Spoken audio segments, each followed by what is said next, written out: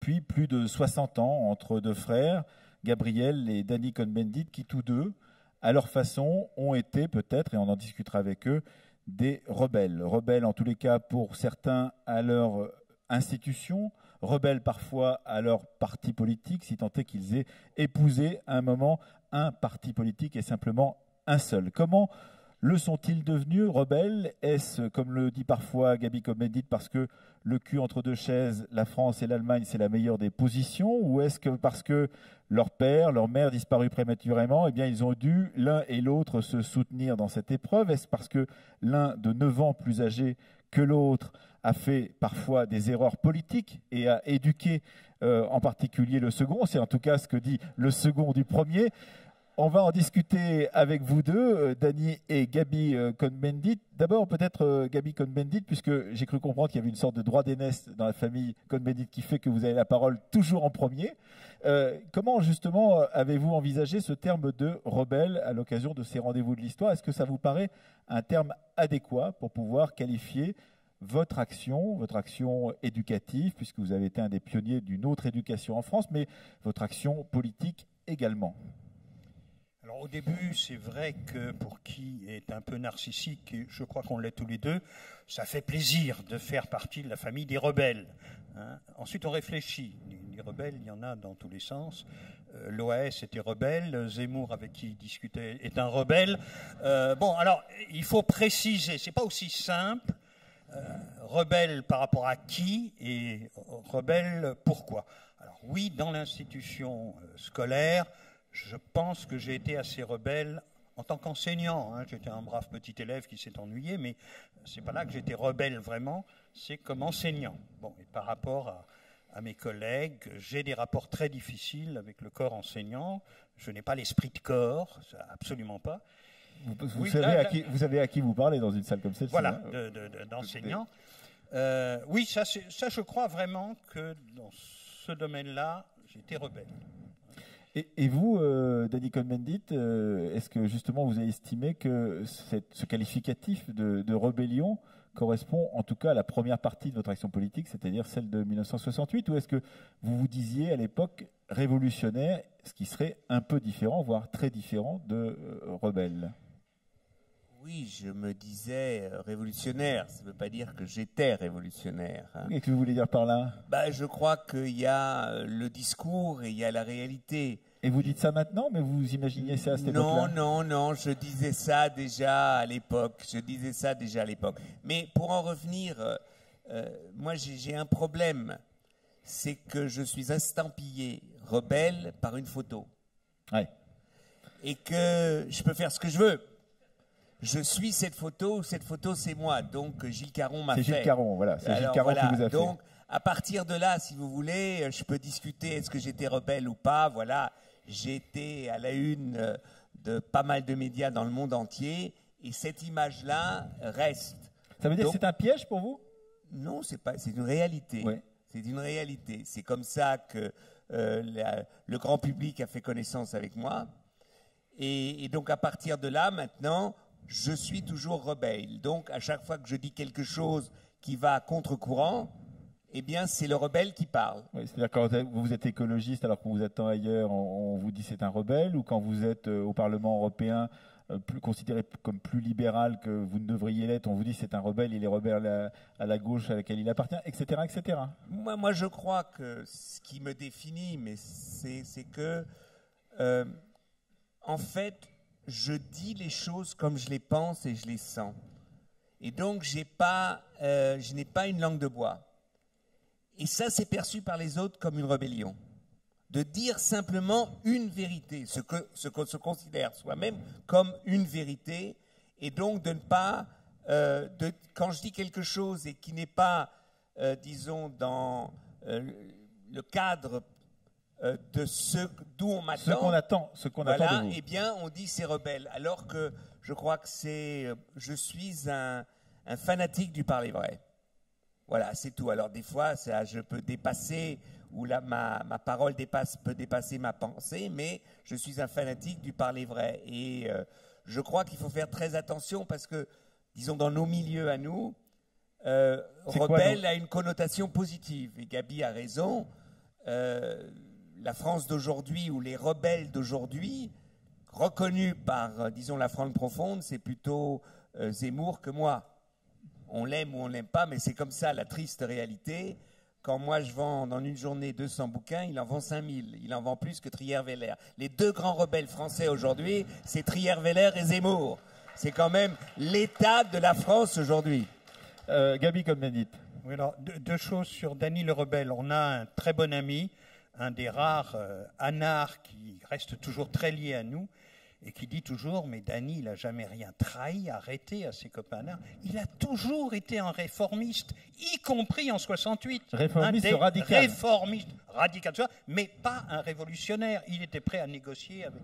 Bon, ça c'est un copain. Et sans ça, la photo, c'est le rebelle souriant. C'est quand même une photo du sourire au CRS. Sourire ou voilà. Ironie, ce qui n'est pas la même chose. Ironie et tout ce qu'on voudra. Bon, c'est ce côté-là, oui, oui. Danny Cohn-Bendit, est-ce que justement cette attitude, vous l'avez apprise, vous m'avez dit ça une fois et vous l'avez dit dans d'autres interviews, auprès de votre frère, on a dit 9 ans d'écart, et qu'il vous a empêché, dites-vous, souvent dans des interviews, de faire certaines conneries, en particulier quand vous étiez très jeune, de rentrer dans un mouvement marxiste-léniniste, parce qu'il avait déjà lui-même expérimenté cela avec un peu d'avance sur vous, et qu'entre-temps, il y avait eu 1956, Budapest et tout un tas de choses de ce type, par exemple. Est-ce que cela, justement, cette attitude, cette liberté que vous vous êtes donnée plus tard dans votre action politique, tient à cet exemple fraternel que vous aviez au-dessus de vous? Une chose est certaine, c'est que, disons, quand moi je suis arrivé en France à 21 ans, mon frère était passé du Parti communiste et dissident, exclu, et après chez les trotskistes et exclu, il était au mouvement libertaire. Donc j'ai commencé là où il avait abouti. Lui, il était passé par Socialisme ou Barbarie. Salut Gaucher, situé dans la salle, hein, qui lui aussi est passé par Socialisme ou Barbarie. Pour arriver, disons, dans le mouvement libertaire. Mais là même, j'étais contre, disons, le courant dominant d'un courant qui n'existait pratiquement pas, qui était le mouvement libertaire. Voilà. Mais voilà, donc c'est vrai qu'il a eu une énorme influence sur moi. Alors, est-ce que ça m'a évité de faire des erreurs? J'en ai quand même fait, mais ça m'a positionné, ça m'a clarifié les choses. Et ça m'a permis d'aller plus vite. Ça vous a éliminé des possibles que vous auriez pu épouser à ce moment-là et qui vous sont apparus comme étant des impasses. Et donc, vous vous êtes dit, ouais, je peux me placer ailleurs que là où je serais allé peut-être sans mon frère. Bah, écoutez, oui. C'est-à-dire que moi, je n'ai pas été ni au Parti communiste. J'ai jamais été encarté dans une organisation marxisto-léniniste, quelle qu'elle soit. Et ça, c'est lié aux discussions qu'on a eues entre... mes 14 ans et mes 21, 22 ans. Gabi Cohn-Bendit. Dès l'âge de 11 ans, un jour, Danny nous a demandé à table, on était à table avec ma mère, à quoi ça sert Staline. Et j'ai essayé de lui expliquer. Quand en 68, il a dit « Je suis fier d'avoir défilé devant ces crapules staliniennes », j'ai dit bah, « J'ai bien été compris, ma leçon a été retenue. » quoi, hein, bon, et alors pour le reste, c'est vrai, moi j'étais rentré en bon sartrien au moment où Sartre avait sa cutie Stalino. Il nous a dit qu'il faut rentrer dans le Parti communiste pour le changer. Bon, moi, je suis rentré dans le Parti communiste pour changer le Parti communiste qui était à 25%. Donc vous comprenez bien que quelqu'un qui est prêt à changer le Parti communiste dans les années 56, changer l'éducation nationale, ça lui fait pas peur. Hein. Il peut... bon. Et...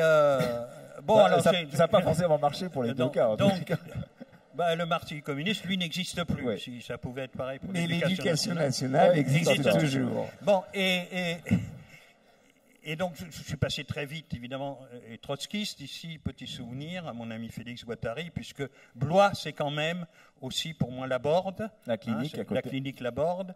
Et Félix Guattari, qui était trotskiste et qui a ramené toute la cellule de philo, parce que je faisais philo à l'époque, vers les trotskistes. Bon, là, je ne suis pas resté longtemps non plus. En gros, j'ai eu 10 cartes de parti. Une des dernières, ça devait être pour Ségolène. Je suis même rentré au PS pour voter là, vous vous rendez compte? Pour changer aussi le PS. Bon, ça a marché, hein, ça a très bien marché. Voilà. Mais je ne supporte pas les... Et ça, allez, à vous tout, là. Oui, tout. On est d'accord, Danny et moi, là-dessus, c'est très profondément. les partis politiques, ça nous donne des boutons. Après quelques mois, on est couvert d'urticaire et on n'a qu'une solution, quitter. Voilà. Alors lui, il s'est battu un peu plus longtemps chez les Verts. Moi, j'y suis resté qu'1 an, mais j'ai fait tout ça, le PC, les trotskistes, socialisme ou barbarie. Le seul groupe auquel je suis heureux d'avoir appartenu, salut Gaucher encore. Bon, voilà, et après, j'ai fait les Génération Écologie avec Brice, les Verts, tout ce qu'on voudra. Et tout ça, c'est pas possible. Et je crois qu'on en est arrivé à une conclusion quand même, que les partis politiques, c'est quelque chose de terrible. On ne voit pas comment les remplacer, mais c'est vraiment une chose atroce. Et là, on est rebelle, y compris aux organisations auxquelles on a appartenu. C'est peut-être la rébellion la plus forte aujourd'hui qui nous motive. Dany Cohn-Bendit, sur ce point? Moi, je dirais ça, disons, avec une pensée un peu plus triste que Gabi, parce que c'est vrai, quand il dit on ne voit pas comment, j'ai vécu, disons, j'ai très mal vécu cette histoire d'Europe Écologie, qui est la dernière pour la simple raison, c'est qu'on avait réussi à trouver un lingot d'or. Et qu'en même pas 3 ans ou 4 ans, on en a fait du plomb. Et c'est triste. Donc quand on dit un parti politique ou le parti ou la force politique en laquelle j'ai cru qu'on allait vraiment changer les choses. Oui, vous êtes le soir des élections européennes de 2009, j'y ai cru. Je croyais que oui, on allait pouvoir faire émerger une force politique qui soit différente. C'était peut-être c'est la seule fois où vous avez très cru... naïf.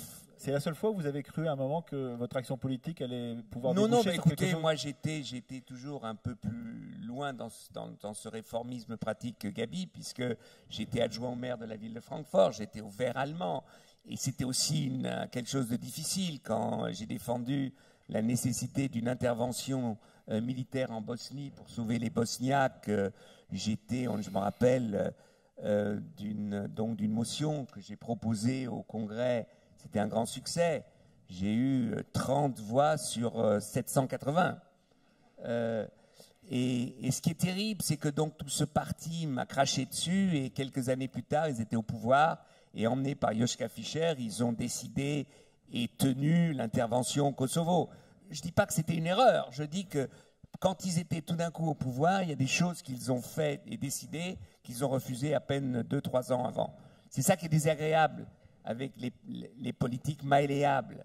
C'est qu'on ne sait pas, on ne comprend pas un jour où ils sont. Et le lendemain, ils sont autre part.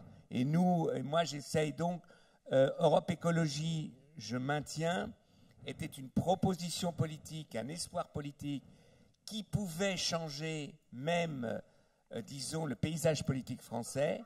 Et si on n'a pas réussi, c'est pas parce que les autres étaient méchants, c'est parce qu'ensemble, on en était incapables. Donc Europe, quand Gabi dit les partis politiques, c'est pas que les autres. C'est notre propre incapacité qui peut aussi nous donner des boutons. Hein. Sinon, ça serait trop facile de toujours pointer les autres. Cette question du réformisme est une question intéressante, puisque vous dites réformiste radical parfois. Oui, mais ça c'est radical aussi. On dit ça parce qu'on est dans des milieux, si on ne rajoute pas radical, on est inaudible. Quand je suis adjoint au maire de la ville de Francfort, je suis réformiste, point barre. J'essaye de faire une autre politique, disons, d'intégration dans une ville multiculturelle. Mais ce n'est pas la peine. C'est ça aussi qui est désagréable, parce que quand on dit réformisme, il y a toute une partie de la gauche. Ah non, on ne veut pas être réformiste. On ne veut pas être Manuel Valls, quoi, c'est ça. Ouais, mais même pas obligé d'aller aussi loin dans le... Non, mais dans le réformisme, il y a du bon et du mauvais. Oui. Mon problème avec Valls, c'est pas qu'il est réformiste. Je vous donne un exemple. Mon problème avec Valls, le jour où il fait son discours pour le vote de confiance, de politique générale, c'est le même jour où à l'ONU est publié sous l'égide du président de Ban Ki-moon, du secrétaire général, un grand rapport, une meilleure croissance pour un meilleur climat, où ils disent en quoi une autre politique sur le climat est aussi une politique économique. Et il dit il faut que nous changeons.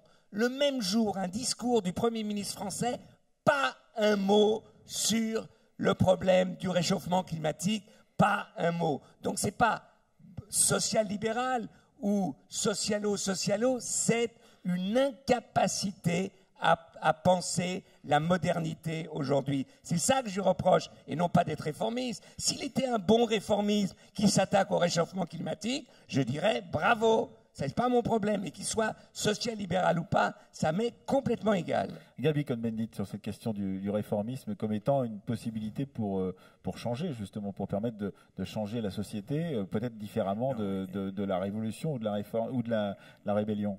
Non, écoutez, c'est sûrement la seule façon, le réformisme. L'échec du réformisme peut amener des révolutions. Alors, les rebelles, quand ils prennent le pouvoir, Trotsky, Lénine, Staline, c'est l'horreur. Les prisons sont plus nombreuses, les camps de concentration plus terribles que sous les tsars. Quand Castro prend le pouvoir contre Batista, les prisons sont plus remplies qu'avant. Donc c'est vrai que pour moi, aujourd'hui, la révolution, qui est un échec, ne peut venir que d'un échec du réformisme, et ça peut être extrêmement dangereux. Bon, voilà, et les rebelles ou révolutionnaires au pouvoir me font toujours trembler. Bon, ça c'est une expérience, voilà, une réflexion. Alors, je vais dire, par exemple, sur l'école, j'ai des positions assez radicales contre le système éducatif. En face de moi, Finkielkraut, Brigelli et autres ont des positions tout aussi radicales de l'autre côté. On reviendra un peu sur 68, qui, soi-disant, est à l'origine de tout l'effondrement, le suicide français de Zemmour. Pour les Brigelli et autres, l'école allait bien jusqu'en 68, et c'est depuis 68 que ça ne marche plus. Vous ne pensez pas ça, vous, hein? Mais attendez, 68, il faudrait l'expliquer, c'est un phénomène que ces gens-là n'expliquent pas. C'est arrivé, un petit méchant rigolo a foutu le bazar. S'il n'avait pas été là, ben, il n'y aurait rien eu. La France continuait sous De Gaulle tranquille. Il n'y avait aucun problème. Il n'y a aucune explication sociologique. Qu'est-ce qui s'est passé en 68 ? L'école, avant 68, ce n'était pas la merveille. Et l'école n'a pas bougé après 68. Nous étions ceux qui suivaient un mouvement qui, après la Première Guerre mondiale, est né le mouvement Freinet. Freinet, c'est 1920 qu'il a changé les choses. Il a dit on ne peut pas continuer. Mais 68 n'a rien changé au système éducatif. Les enseignants sont restés après 68 ce qu'ils étaient avant. Hein, ils faisaient exactement la même chose. Les quelques-uns qui essayaient de mettre les tables en rond, on a vite été balayés. Hein, bon. Alors, ce que je veux dire, c'est ce mythe de 68 qui est à l'origine de tout ce qui ne va pas. C'est évidemment que sans 68, il n'y aurait pas d'avortement. C'est 68 qui a fait...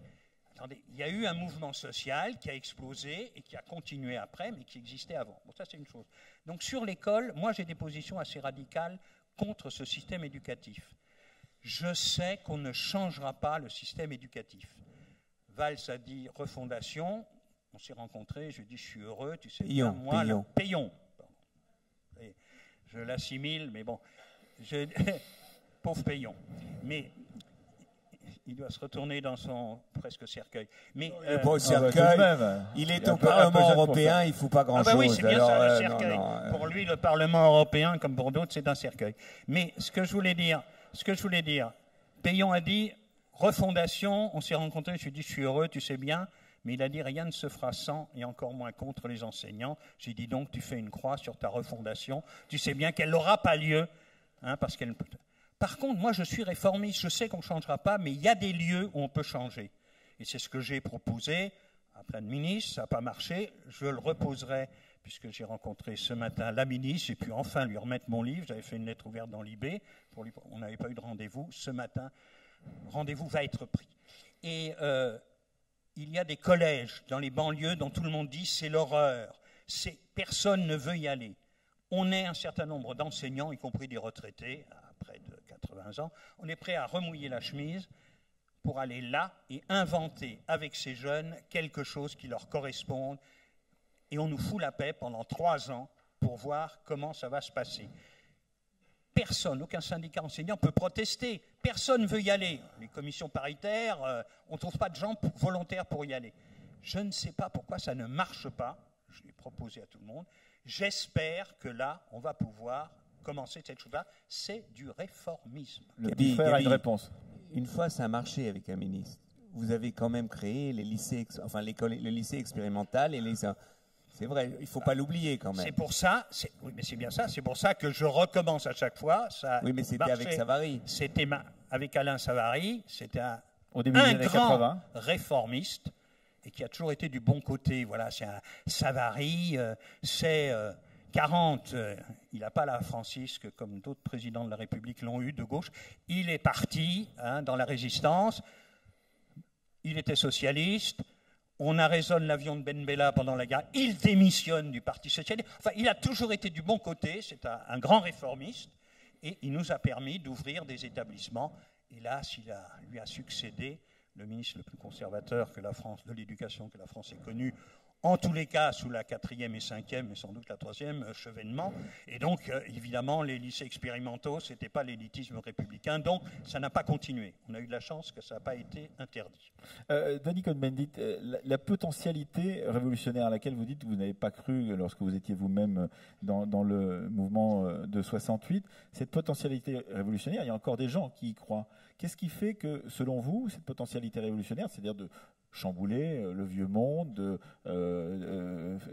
faire raser la table rase pour pouvoir reconstruire quelque chose entièrement à neuf, qu'est-ce qui fait que, malgré des expériences qui ont été décrites par Gaby Cohn-Bendit, il y a encore la croyance, l'espoir, la volonté de croire en cela et pas simplement ni à la réforme ni à la rébellion temporaire?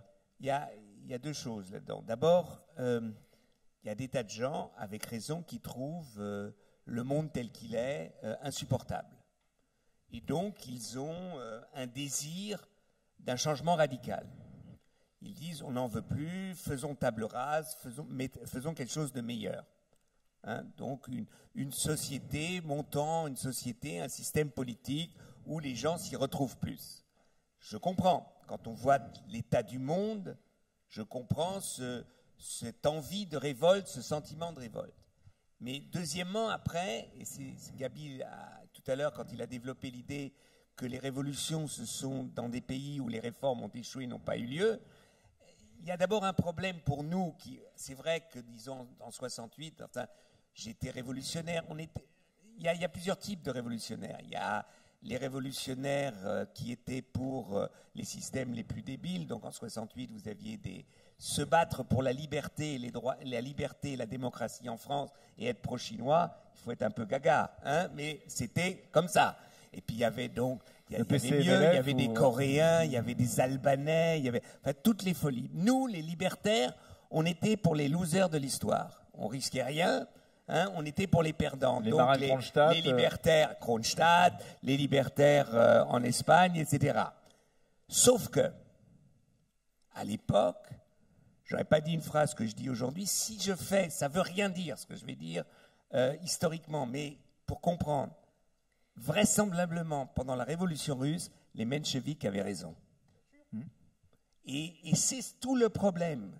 C'est tout le problème que, à un moment, une force politique, on peut aller jusque-là et pas plus loin. Il faut donner du temps au temps à la société pour avancer et évoluer. Eh bien, il y a eu plus révolutionnaires qui ont créé après un système que Gaby a très bien décrit aujourd'hui. Donc, et même si on lit Socialisme ou barbarie, l'évolution pour s'émanciper aussi du marxisme, qui en fait aussi est une théorie autoritaire, où Marx dit si les masses ne comprennent pas, on va leur apprendre. Bah, tout ça, je veux dire. Il ne dit pas que ça, mais oui, il dit ça aussi, oui. Oui, mais j'ai jamais dit. Oui, mais quand on parle de Marx, on ne dit pas toujours qu'il a dit ça. Ouais. On dit ça, c'est Staline. Non, ça c'est non, c'est pas que. Si on veut, on ne comprend pas Staline, on ne comprend pas Lénine si on ne le fait pas partir de Marx. Il faut arrêter de nous raconter des histoires. Donc tout ça veut dire qu'aujourd'hui, comment arriver maintenant dans les révoltes d'aujourd'hui avec un principe de réalité. C'est toute la difficulté. Le principe de réalité qui est d'expliquer à tout le monde et de comprendre comment une histoire change, un pays évolue. Mais est-ce que ce n'est pas compliqué de faire appliquer ce principe de réalité dans un pays, la France en particulier, où justement la question révolutionnaire est centrale dans la vision que l'on a de l'histoire? Absolument. Mais moi, vous savez, j'ai fait maintenant je ne sais plus combien de débats sur l'Europe. Et tout le monde dit, mais regarde l'état de l'Europe, le déficit démocratique de l'Europe. Regarde, je dis, c'est vrai. Mais puisque la centralité en France, c'est la Révolution française, 1789. Tout le monde debout, applaudissez, c'est extraordinaire, c'est notre identité, c'est le corps de notre identité. Très bien.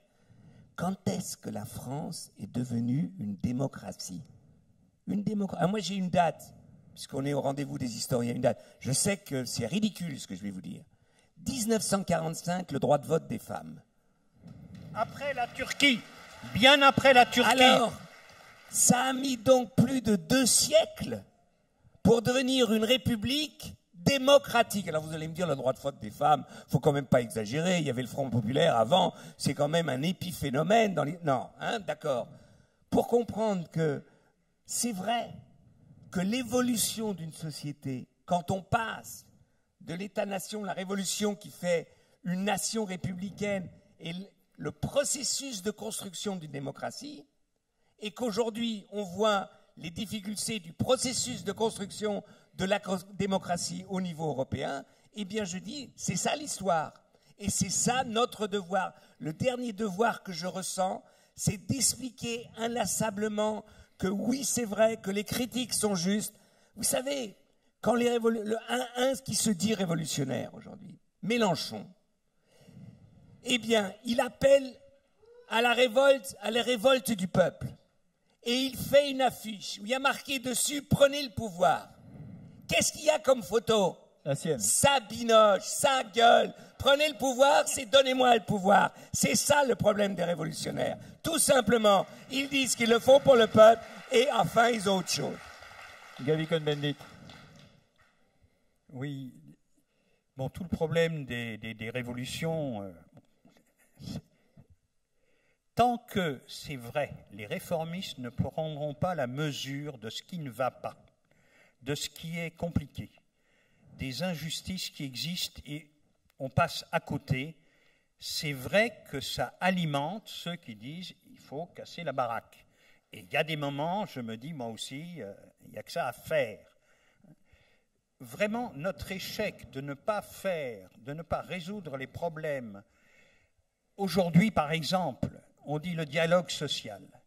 Comment croire au dialogue social quand les chefs d'entreprise et des grosses, je ne parle pas des petites entreprises qui sont très différentes, bon, ceux du 440 et autres, gagnent ce qu'ils gagnent et qu'en bas, on gagne ce qu'on gagne.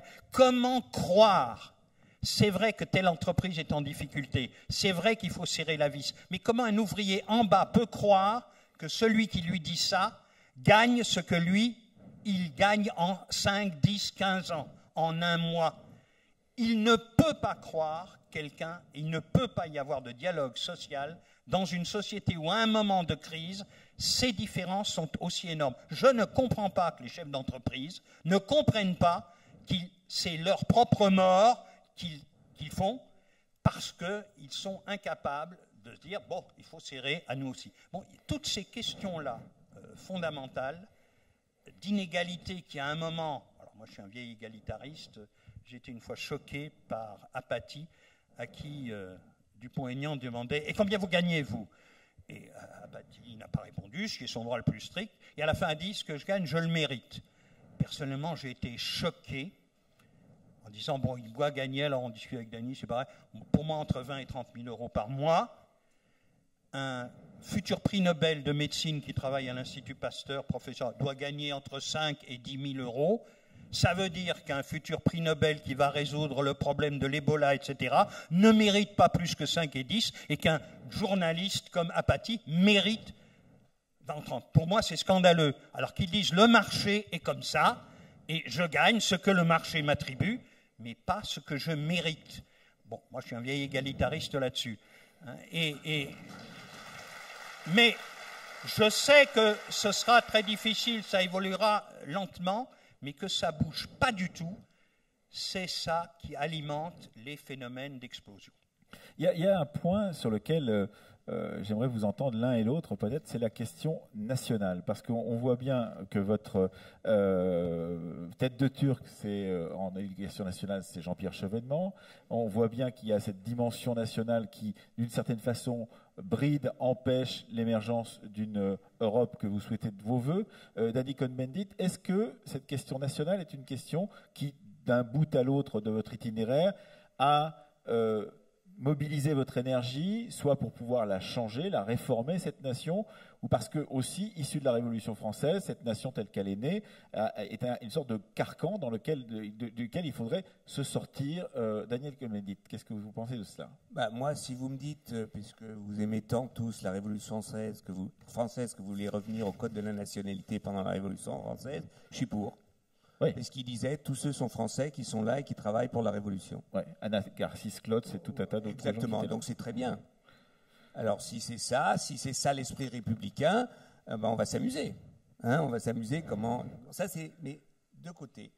Il y a un très bon livre qui est sorti, qui s'appelle Voltaire contre-attaque d'André Glucksmann, qui est très intéressant parce qu'en relisant Candide, en fait, il s'attaque à tous ces mythes nationaux, et c'est vraiment l'hymne au cosmopolitisme que fait André Glucksmann.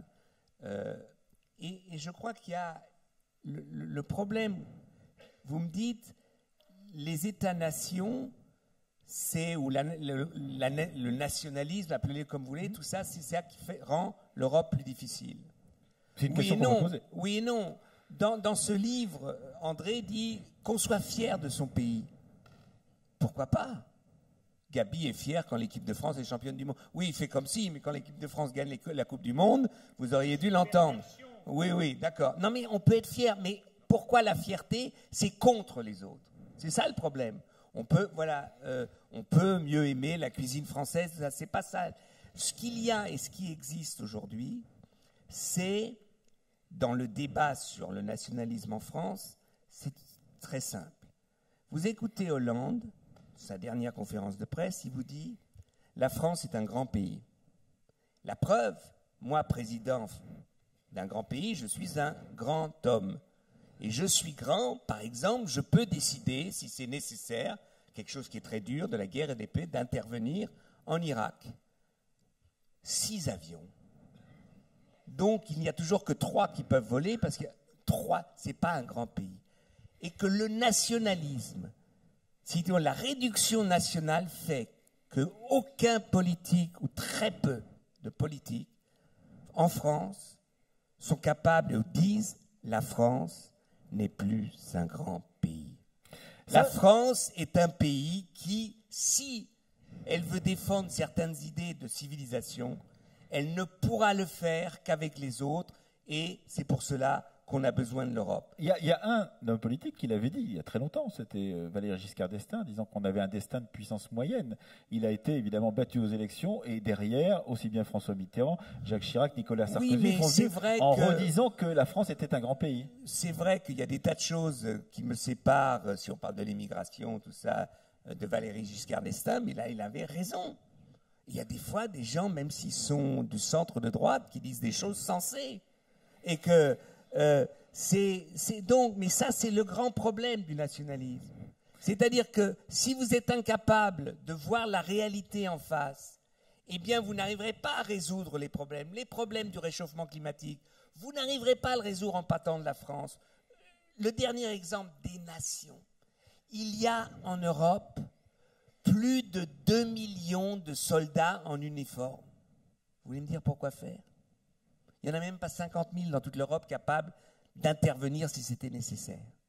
Et donc, si l'on croit qu'on a quelque chose à défendre ou qu'il y a des situations, parlons de la Syrie aujourd'hui, parlons de l'Irak, parlons de ce qui se passe avec l'État islamique, est-ce que quand on dit une armée européenne, c'est quoi? C'est le déplacement de l'État-nation du 19e et du 20e siècle. C'est quand même pas compliqué et ça nous donnerait une autre capacité. Donc, le nationalisme aujourd'hui affaiblit le potentiel qui existe dans la société française. Mais est-ce que vous pensez, et je vous pose la question à tous les deux, mais Danny Cohn-Bendit d'abord, est-ce que vous pensez que qu'il y a quelque chose qui niche dans ce discours que tiennent les politiques sur l'état du pays, c'est-à-dire nous sommes un grand pays, et la réalité qu'en perçoivent les citoyens. C'est-à-dire, est-ce qu'il y a dans cette différence de la réalité, c'est-à-dire ce que vous décrivez, c'est-à-dire on nous dit que c'est un grand pays, mais on n'est pas capable d'intervenir sur des champs d'opération extérieurs à plus de 3 avions, par exemple.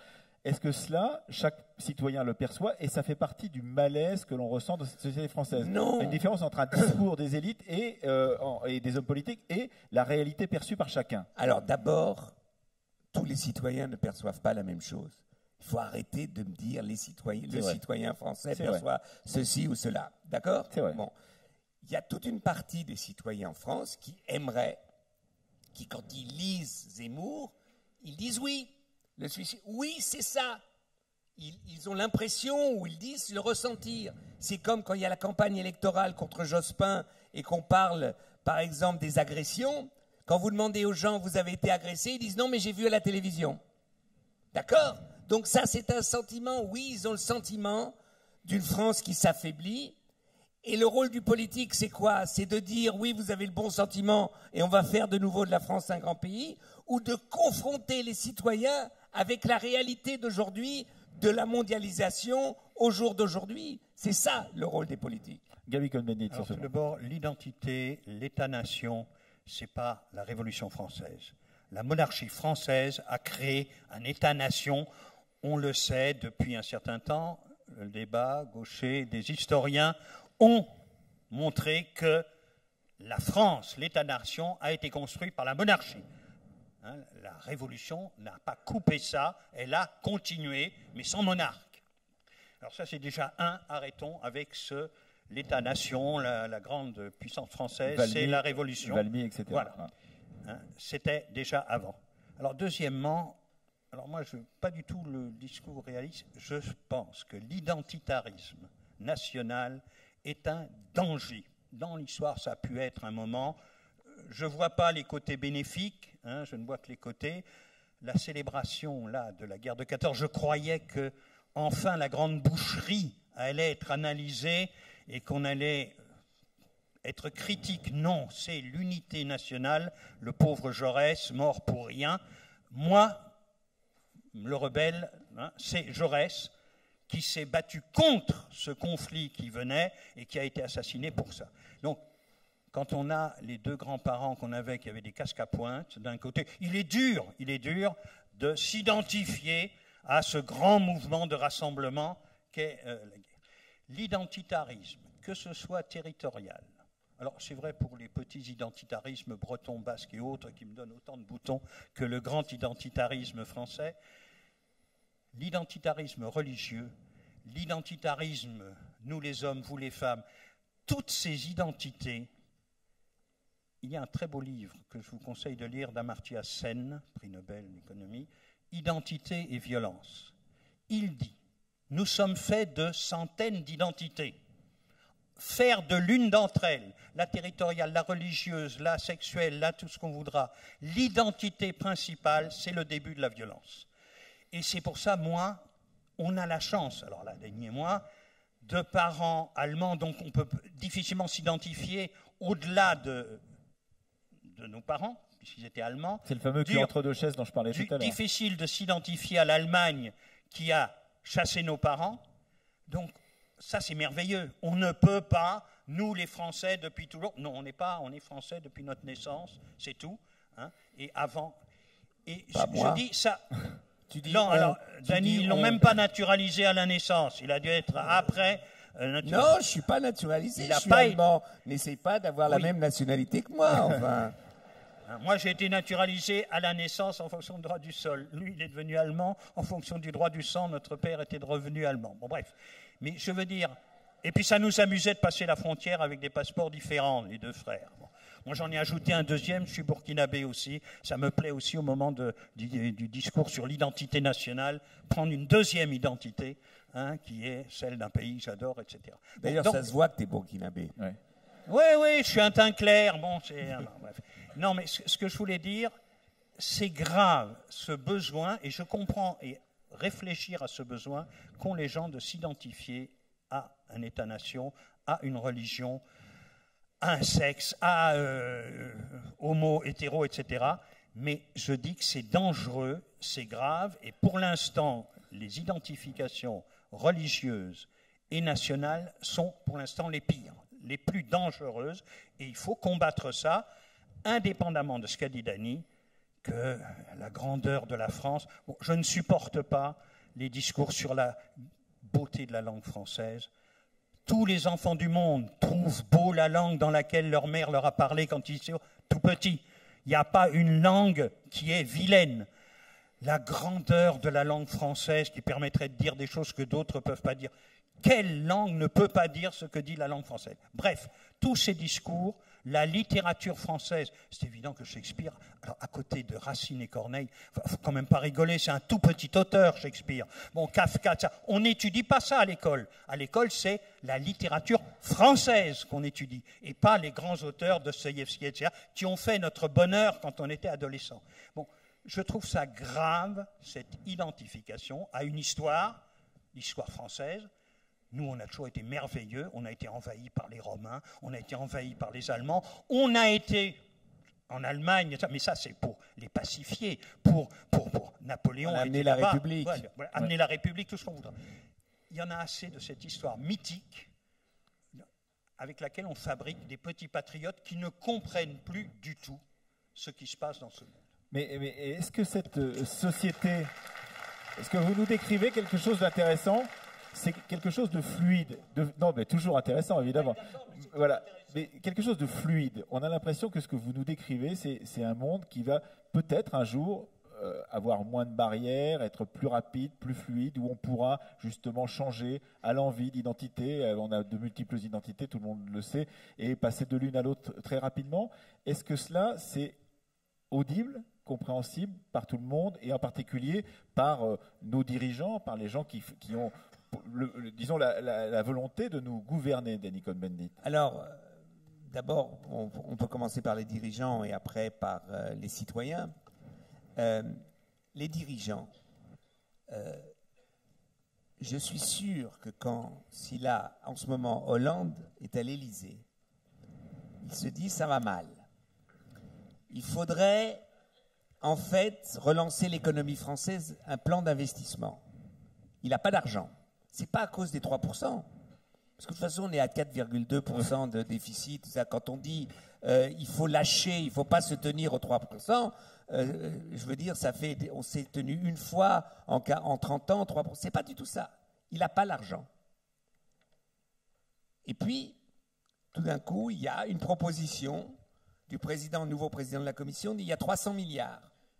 300 milliards d'investissements partant de l'Europe. Alors, vous dites où il prend l'argent? On a créé un mécanisme pour assurer l'euro. Dans ce fonds, il y a 450 milliards.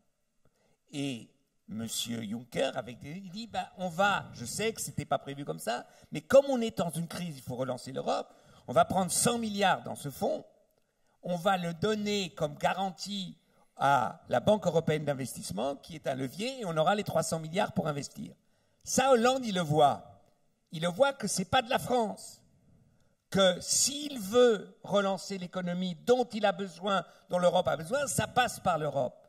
Donc, ce serait quand même facile, quand on fait une conférence de presse de 3h30 qui fait chier tout le monde, au moins de dire à un moment, j'ai une idée qui peut peut-être nous sortir du marasme où on est. Je vous jure que tout le monde aura écouté. Et dire, je vais parler avec le Premier ministre italien Renzi, qui a besoin de la même chose, des Grecs, des Espagnols, des Portugais, pour aller au Conseil. Pourquoi il ne le fait pas? Demandez-lui.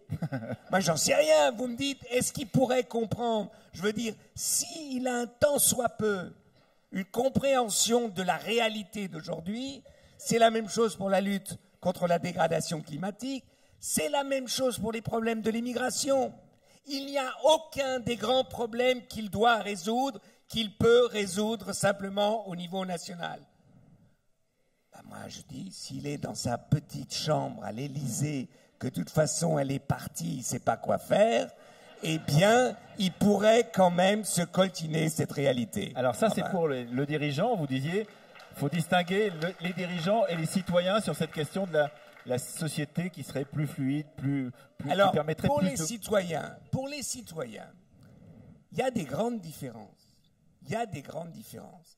Et c'est vrai que, par exemple, des jeunes qui ont des bourses Erasmus, etc., qui se promènent à travers l'Europe, qui tombent amoureux peut-être un peu partout en Europe, la réalité de l'Europe... On a un peu exagéré le nombre de bébés. Le chiffre était exagéré. Voilà, mais ça 1 million rien. de bébés Moi, Erasmus, oui, c'est un peu exagéré. d'accord. Mais moi, j'ai un autre chiffre.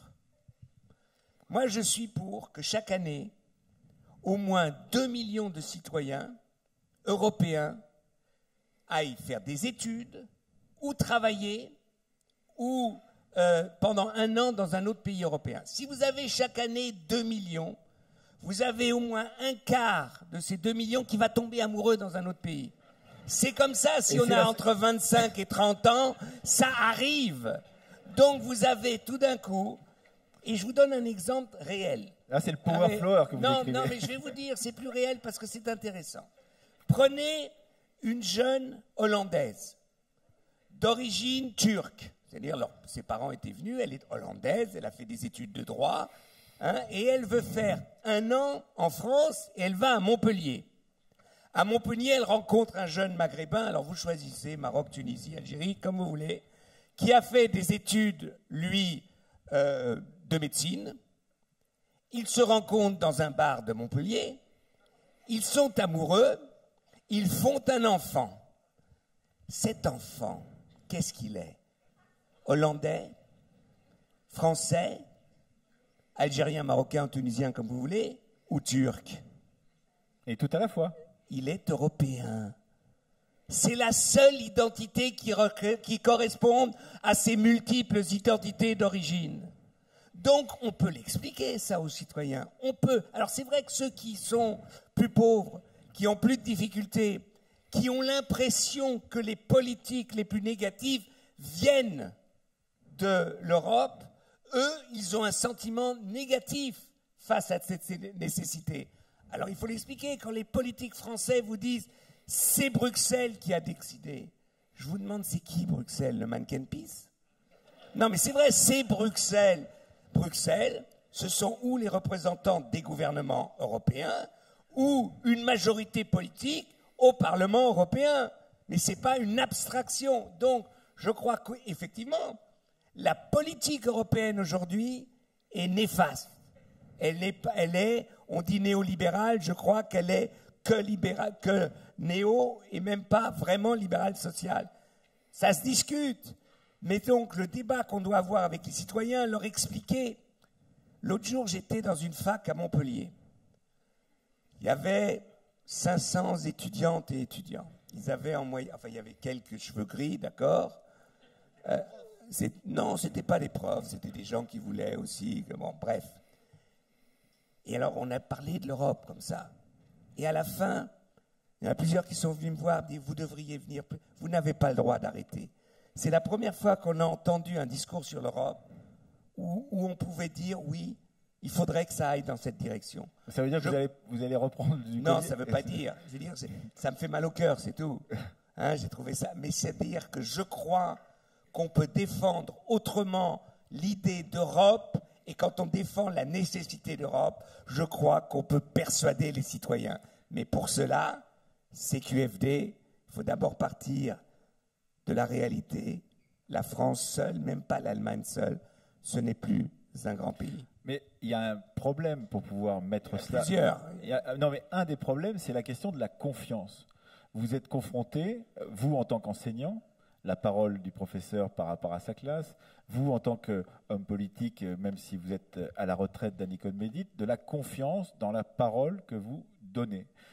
Est-ce qu'il n'y a pas dans la société française, je parle de celle-ci, mais ça peut être aussi d'autres sociétés européennes, un problème de défiance, de méfiance par rapport à la parole des élites? Qu'est-ce qu'il faut faire selon vous, ces gens qui, comme vous, avez des responsabilités? Qu'est-ce qu'il faut faire pour rétablir cette confiance, pour qu'on croit que quand Annie Cohn-Bendit nous dit « voilà, j'ai toujours pensé ça, je suis un réformiste, etc. », qu'on le croit C'est-à-dire que ce parler vrai que vous appelez... Vous me croyez? Oui, mais bien sûr, je vous crois. Bon, d'accord, voilà. c'est déjà pas mal, Voilà. on est déjà deux. Un par un, mais c'est un par un. Mais voilà, la question, c'est celle-là. C'est-à-dire, qu'est-ce qu'il faut faire pour que cette confiance revienne dans la parole de ceux qui sont chargés de faire de la politique ou de faire de l'enseignement, par exemple. Je ne sais pas, Gabi Cohn-Bendit. Alors j'ai toujours pensé que si les enseignants respectaient les élèves profondément, ça ne veut pas dire qu'il n'y aurait pas de conflit, les élèves respecteraient les enseignants. Et entre autres, respecter, c'est accepter qu'il y ait des conflits. Oui, des élèves ont le droit de dire non. Oui, j'ai le droit de dire non à un élève. On s'engueule. J'ai eu un exemple au lycée expérimental. Un jour, une future élève est arrivée avec sa mère et j'étais en train de m'engueuler avec un élève. Et il me répondait. Et l'élève, alors quand je m'énerve, là, je suis tranquille. Alors, vous pouvez imaginer ce que c'est quand ça s'emballe, hein. Et l'élève répondait. Et elle disait, mais attends, un lycée où les élèves peuvent, comme ça, tenir tête à un prof, il doit vraiment être déférent. Et moi, j'ai toujours pensé qu'un élève avait le droit de se défendre, de me répondre. Et à partir de là, je dis, on a été parmi les enseignants les plus respectés. Mais les élèves nous disaient ce qu'ils pensaient. Et parfois, ça a été chaud. Et alors, hein? Or, il y a des profs qui font peur, les élèves n'ont pas le droit de dire, et dans la cour, ils parlent du bouffon et du machin, ils le méprisent, alors qu'ils n'y ont jamais répondu brutalement comme on a pu me répondre. Donc je dis, à partir du moment où il y a un climat de confiance, de respect, les gens vous respectent. C'est vrai que c'est vrai pour les politiques, ne respectent pas leurs électeurs. Alors, c'est vrai que c'est un peu compliqué, c'est plus facile avec les élèves qu'on a. Les électeurs, si on leur dit la vérité, risquent de ne pas voter pour vous. Et donc, on dit aux électeurs ce qu'ils veulent entendre. Et ensuite, les électeurs sont fâchés que ce qu'ils ont voulu entendre n'est pas possible. Et donc, Alors, il faudrait peut-être commencer par dire la vérité. Si tout le monde disait la vérité aux électeurs, bon, peut-être que les choses avanceraient. Mais ça, c'est un peu utopique. Danny Cohn-Bendit. Non, c'est pas utopique. C'est pas utopique. Là, vous allez trop vite. Parce que on peut c'est pas grave d'être un peu utopique quand même dans notre monde. Même c'est hyper réaliste. Bon, ça peut être hypothèse. Hein. Écoutez, regardez Hollande. Lui, il est toujours dans sa chambre à l'Élysée là pour l'instant. Ouais, non, mais il vous écoute. Putain, si je pouvais rayer cette phrase, mon ennemi, c'est la finance. Pourquoi? Parce que ce qui m'étonne, c'est qu'il n'y ait pas eu un cri de dire mais ça ne veut rien dire. Je peux dire je veux réguler la finance a aujourd'hui déréglé l'économie, je peux dire des tas de choses. Mais si vous êtes président de la France, comment vous faites sans la finance? C'est impossible. Mais qu'est-ce qu'il y a derrière? Alors, tout le monde dit oui, mais on l'a élu parce qu'il a dit ça. Et la Gabi a raison. Mais imaginons, on fait une campagne électorale, on fait des propositions, par exemple, quelque chose qui est plus important. Il a gagné les primaires autour de cette idée de la grande réforme fiscale. Piketty était son scribouillard pour les primaires. Vous avez vu, on fait du coup par coup, et ça, les gens deviennent dingues parce qu'ils ne comprennent plus. Mais ce qui est pire, vous faites une campagne électorale, vous proposez des choses, vous faites autre chose. Il y a un moyen de s'en sortir. C'est d'expliquer pourquoi on s'est trompé, pourquoi on change, quelle est mon évaluation de la réalité qui m'oblige à faire autre chose. Et là, si vous voulez, si de toute façon vous n'avez pas cette force, je dirais presque surnaturelle à la Mitterrand.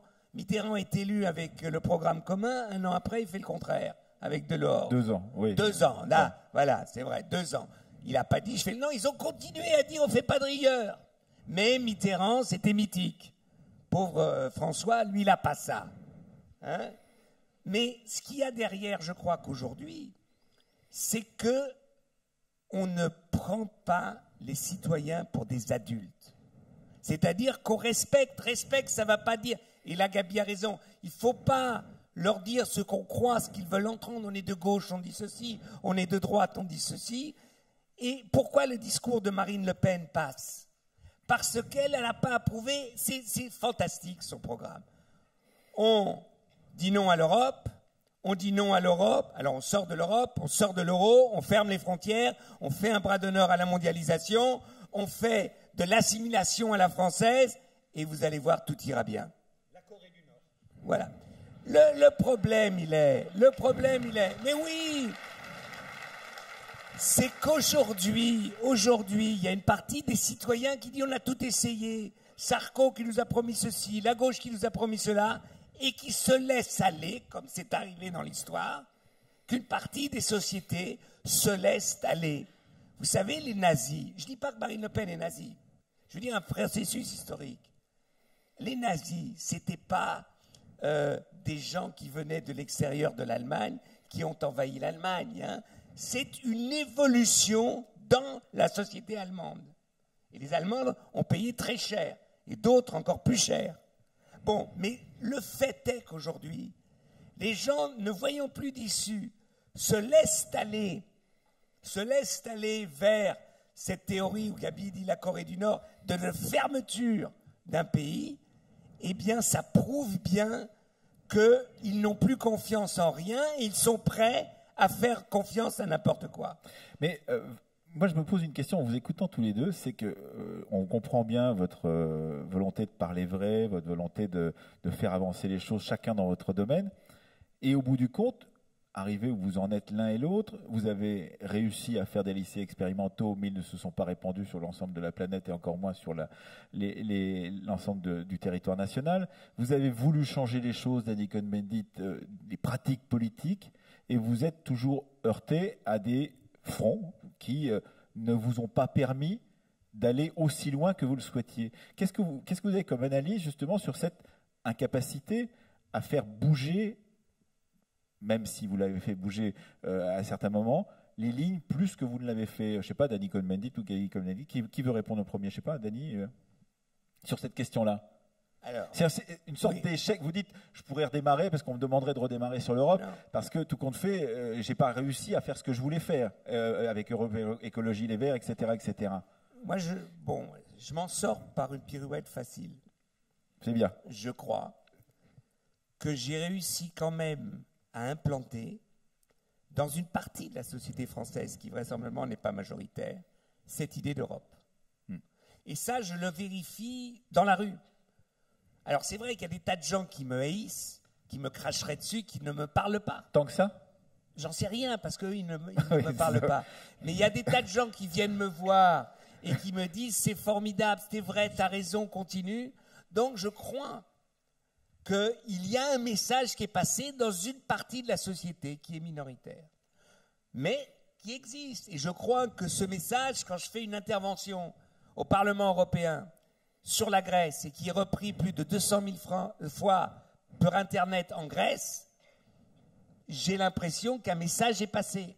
La même chose quand je suis intervenu sur la Tunisie, la même chose quand je suis intervenu sur la Hongrie. Donc j'ai l'impression, mais c'est vrai que j'ai semé, hein, c'est comme une abeille. Et maintenant, c'est vrai qu'on n'a pas gagné, mais je crois qu'on a permis, on a donné des possibilités à la société d'évoluer. D'autres forces, pour l'instant, gagnent.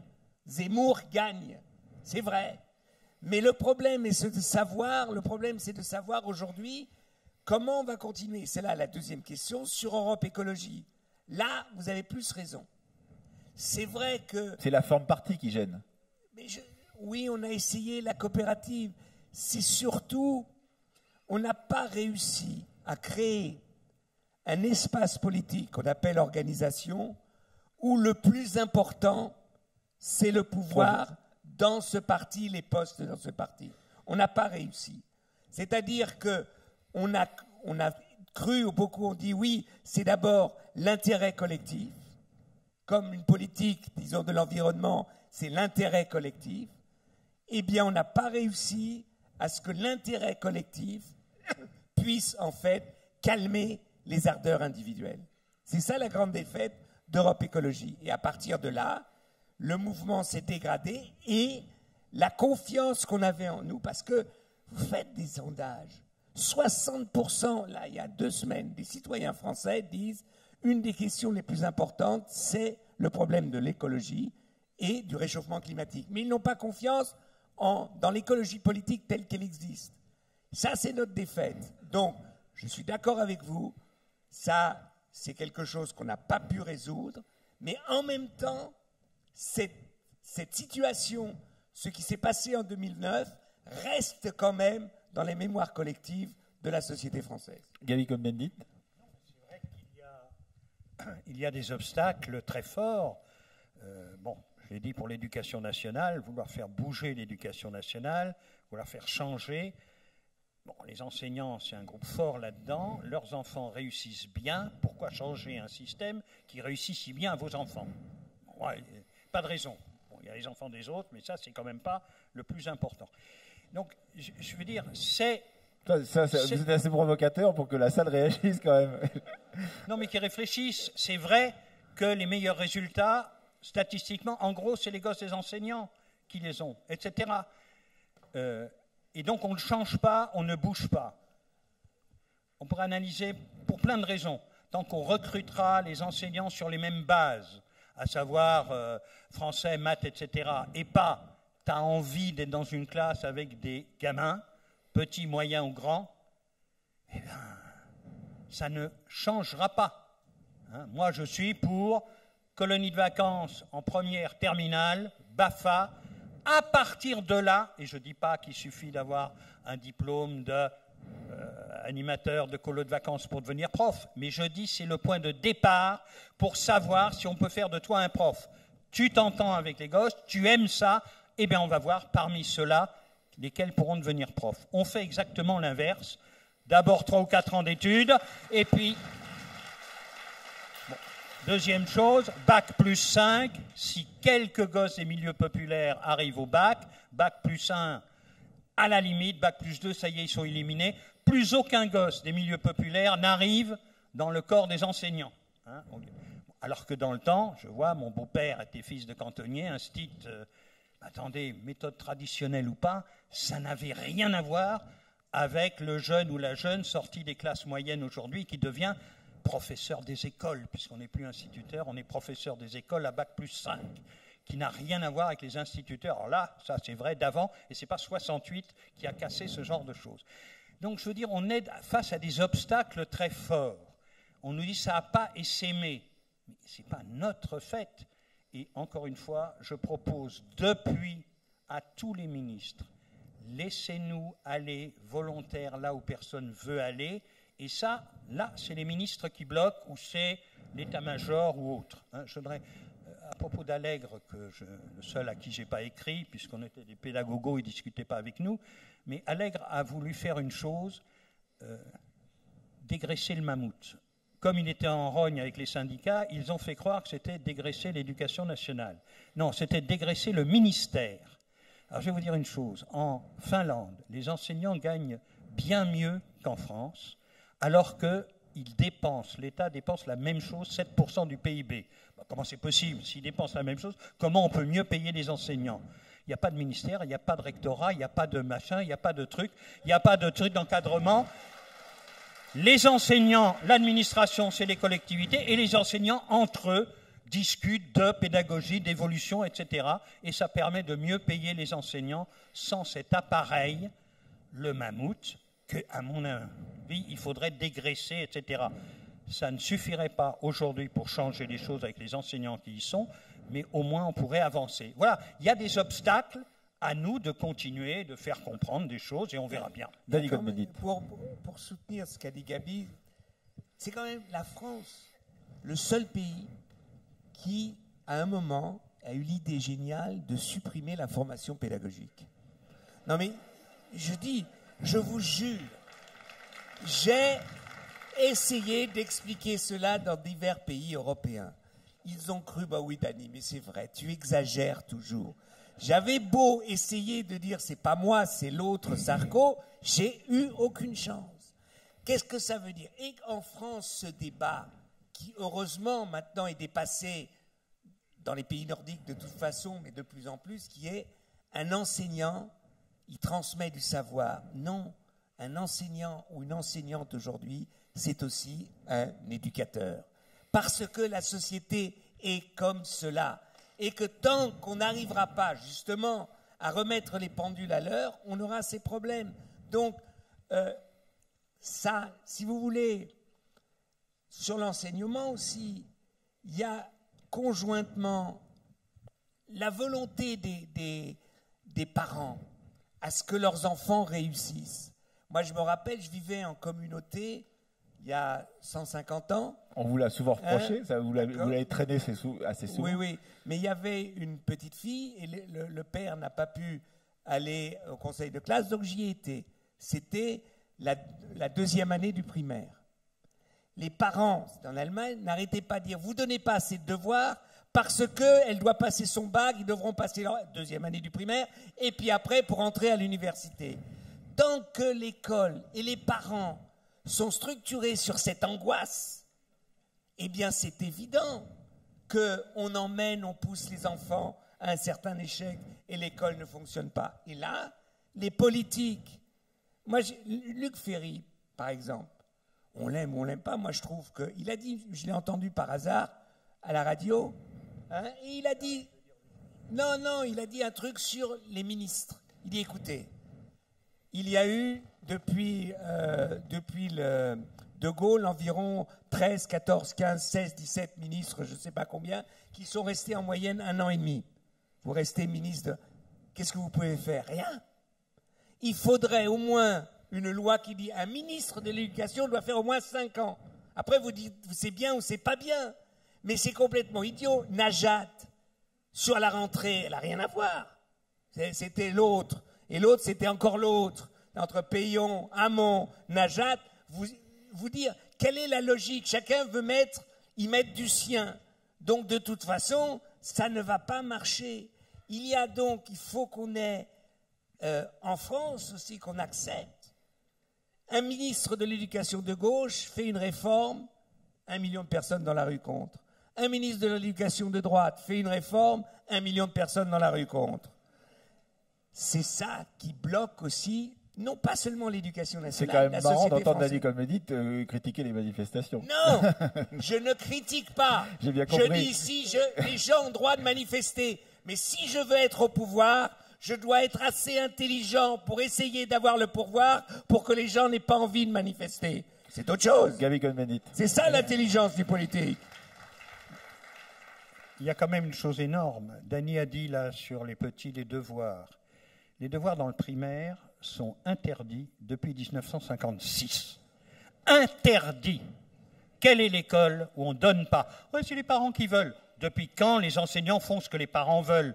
Il n'y a que pour les devoirs que les enseignants feraient ce que les parents demandent. Hein? Les devoirs, c'est la chose la pire, mais même après, la plus sélective. On a papa et maman qui peuvent vous aider, ou on n'a pas papa et maman qui peuvent vous aider. Tout ce qui est devoir devrait être fait en classe, avec le maître qui vient donner un coup de main quand ça ne marche pas. Hein? Bon. Pourquoi on continue? Qu'est-ce qui bloque au fait qu'on n'arrive pas au primaire? Mais pour moi, ce serait après aussi. Il y a plein de choses. À la rentrée, j'ai donné encore un exemple de réforme qui serait rien. Pourquoi un instituteur ou une institutrice, je préfère amener ça que professeur des écoles ou professeuse des écoles, je ne sais pas, prendrait pas une cohorte en CP et l'amène jusqu'au CM2? La cohorte, il n'y a pas de redoublement, il n'y a pas de truc, il connaît sa cohorte, il y en a qui vont plus ou moins vite. À la fin, peut-être, il y aurait un élève qui resterait 1 an de plus, mais on supprime tout ça. On supprime aussi les programmes CP, machin. Il doit arriver là. Il y arrive par les chemins qu'il pense les mieux avec les gosses qu'il a.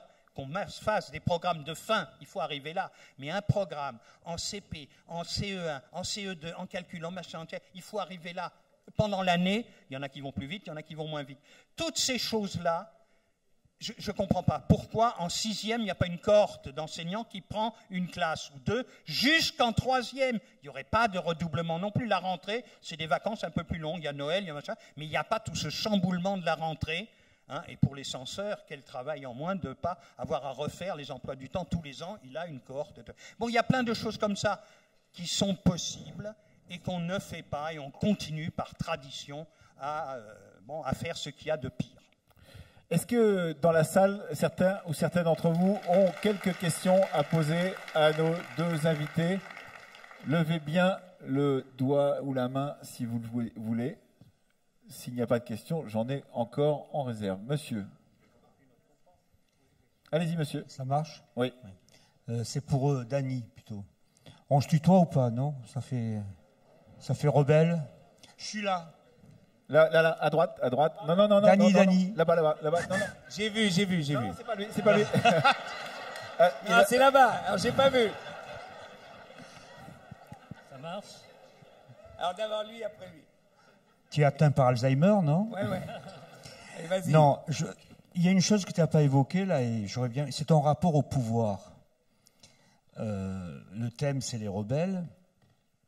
Et beaucoup de rebelles se rebellent pour le pouvoir. Et on sait qu'après, vous l'avez dit, quand ils sont au pouvoir, c'est encore pire qu'avant.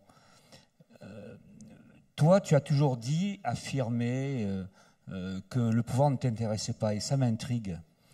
Parce que on connaît des 68 arts. Vous n'avez jamais utilisé ce mot, d'ailleurs.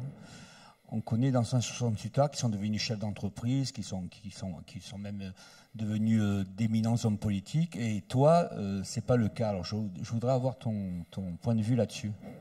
Alors, c'est un éminent homme politique, quand même, comme le dit monsieur Gaby Cohn-Bendit. Le pouvoir avec un grand P. Ouais, alors d'abord, disons, j'ai joué là-dessus. J'étais l'autorité anti-autoritaire et j'avais un certain pouvoir contre les pouvoirs.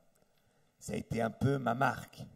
Mais c'est vrai que le pouvoir donc institutionnel, à part 5 ans d'adjoint au maire, disons entre 89 et 94, c'est vrai que ça ne m'intéresse pas. Je suis quelqu'un qui intervient dans la société, qui essaye d'influencer la société. C'est pour ça que après le Parlement européen était pour moi le tremplin, l'excellent tremplin. Mais en même temps, quand j'ai été coprésident du groupe des Verts, j'étais aussi le responsable de ceux qui travaillaient pour le groupe. On avait 160 employés à la fin, avec 50 députés. J'étais le responsable, donc et j'ai pris mes responsabilités.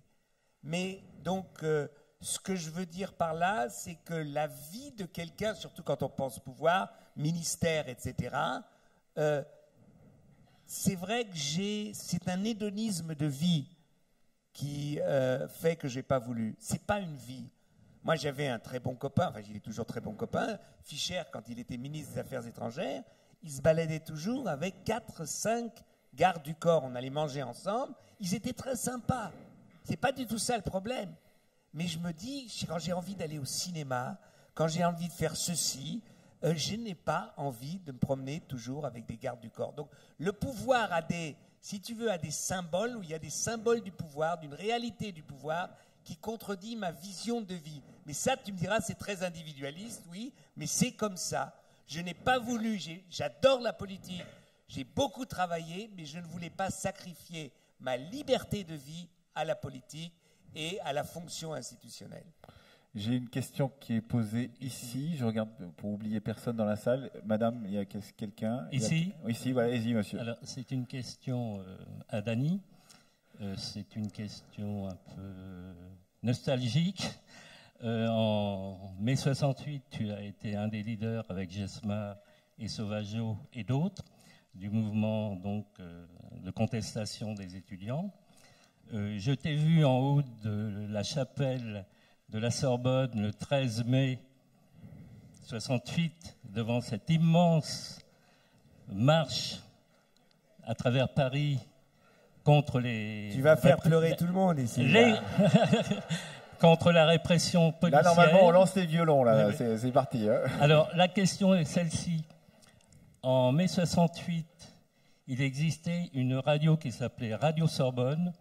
Est-ce qu'à un moment ou à un autre, toi et tes camarades ont eu l'intention d'investir Radio Sorbonne, le studio qui se trouve donc à la Sorbonne, pour lancer des mots d'ordre de mobilisation à ce moment-là? Alors, on est dans une émission d'histoire, donc c'est une question d'histoire. Parce que, selon Krivine, paraît-il que vous n'avez jamais osé investir parce que c'était les chars, il a dit que c'était les chars qui allaient investir Paris parce que c'était disons.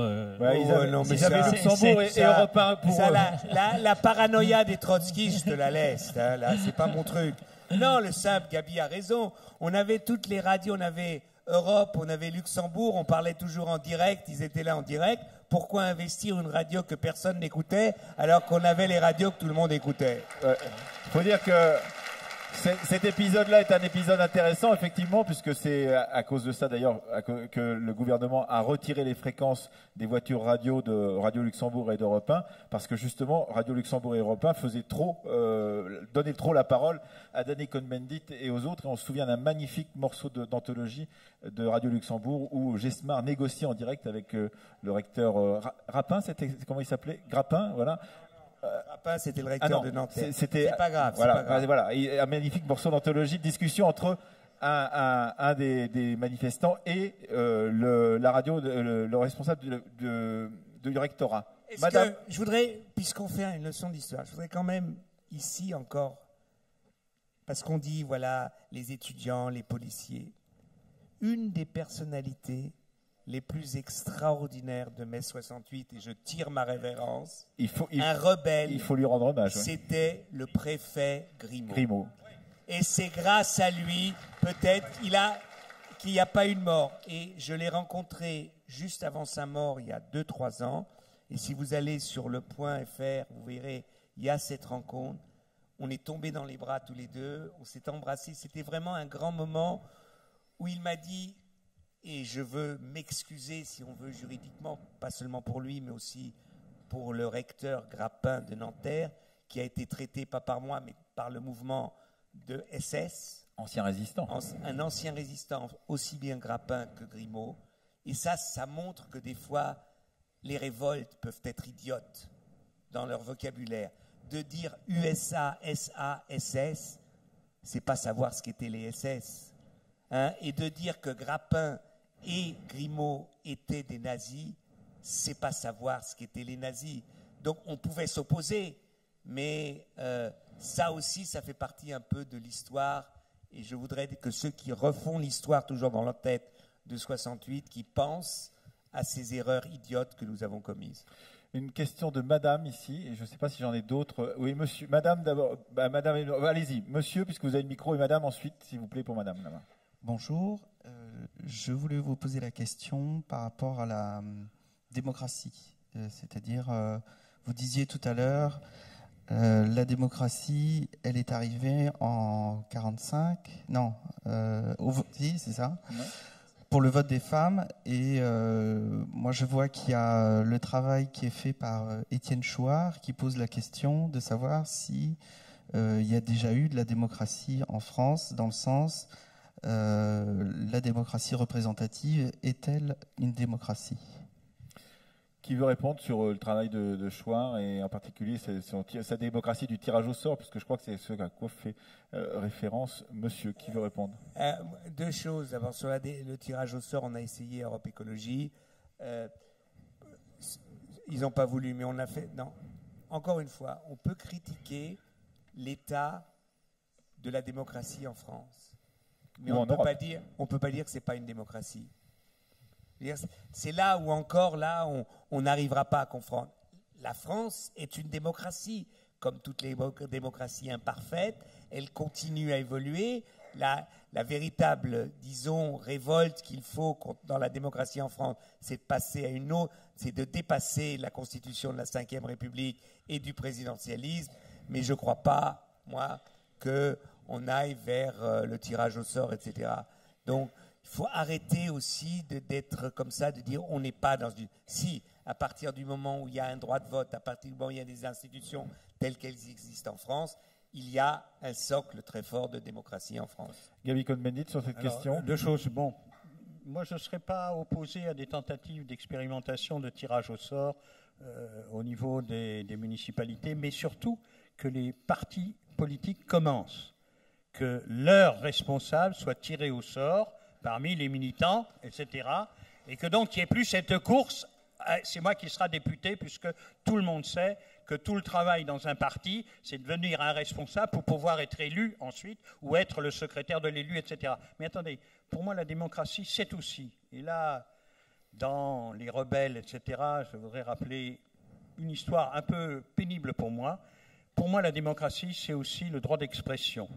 C'est la lutte contre toute censure dans ce qui se dit. Et ça n'a rien à voir, il est interdit d'interdire. Il y a des actes qu'il faut interdire, qu'il faut condamner. La parole doit être combattue quand elle est terrible, mais ne doit jamais être interdite.